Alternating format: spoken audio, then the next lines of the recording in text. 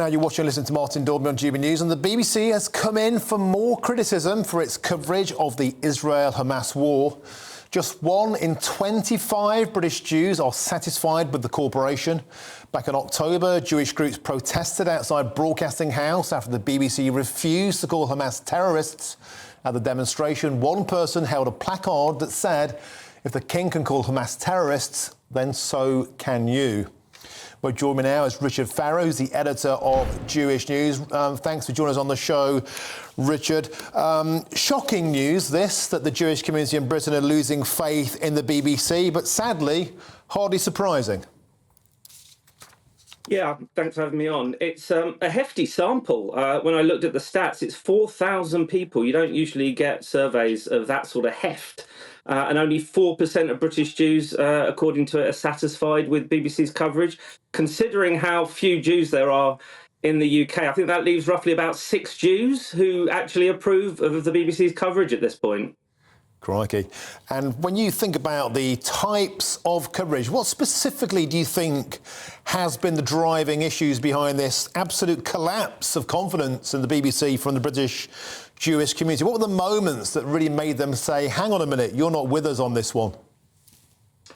Look, I think there have been a number of points that have concerned the Jewish community. And, you know, I think people that watch the BBC at large, you have to understand, 500 million people take their news from the BBC around the world, and disinformation on the BBC has incredibly catastrophic consequences. I think the first issue was the attack on the Al-Ahi Baptist hospital, which was a few weeks after October the 7th. John Donaldson and Jeremy Bowen particularly hardly covered themselves in glory by suggesting that the entire hospital was blown up by Israel, when in fact it was the car park that was damaged by Islamic Jihad. They were quite quick, I think, to look through that and to cover their tracks. But yes, of course, journalists get things wrong. Believe it or not, GB News and my newspaper, the Jewish News, gets things wrong. But you have to endeavour to get things right, and particularly when it comes to the BBC, because it's so crucial and it's taxpayer funded.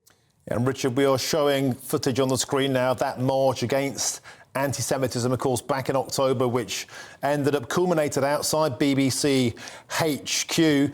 I wanted to ask you, where do you think this mindset has come from? Why do you think we have a mindset within the BBC that seems to think that Hamas can't be branded terrorists, even though our own king used that word, and yet they seem very critical of anything that Israel does? Where does that mindset come from, Richard?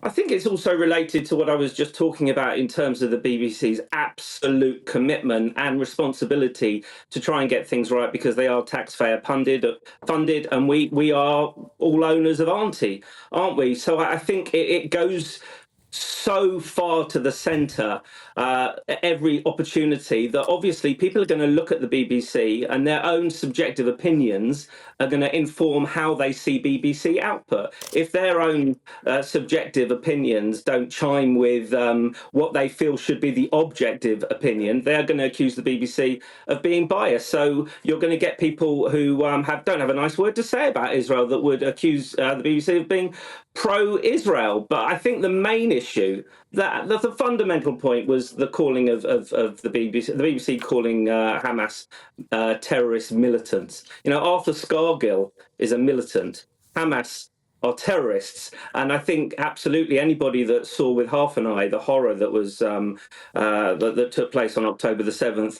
would have no question of that at all. It is a tiny victory, I think, that the BBC now uses the term designated terror group by the British government, which is certainly moving the dial slightly in the right direction. And Richard, we saw a study out on Friday saying 80% of British Jews now think the situation is worse in Britain since October the 7th. As the editor of Jewish News, what kind of stories are you hearing from your readers? What are they telling you about their safety and their outlook on the UK at the moment?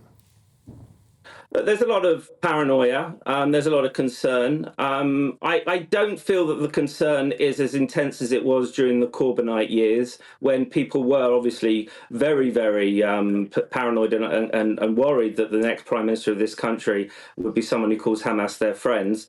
I don't see that issue now, and I think things will calm down. Where I think it really is bubbling up is on campuses. I think that's a major issue. And I think the policing of these pro-Palestine marches are also a cause for concern. When it comes to our institutions, of which you of course include the BBC, police and the universities, when we saw the three Ivy League heads of the American universities only 10 days ago being quizzed and unable to come down hard on the side of what should be a clear moral issue, I think that they're the areas that the Jewish community is particularly concerned about. Hopefully, as these things move on and the focus moves onto other things, the community can start to feel a little bit more comfortable and less defined by anti-Semitism.